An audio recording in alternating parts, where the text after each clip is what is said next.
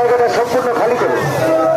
ice cream স্টলের সামনে যারা দাঁড়িয়ে আছেন আপনারা ওখান থেকে সম্পূর্ণ জায়গাটা তাড়াতাড়ি খালি করে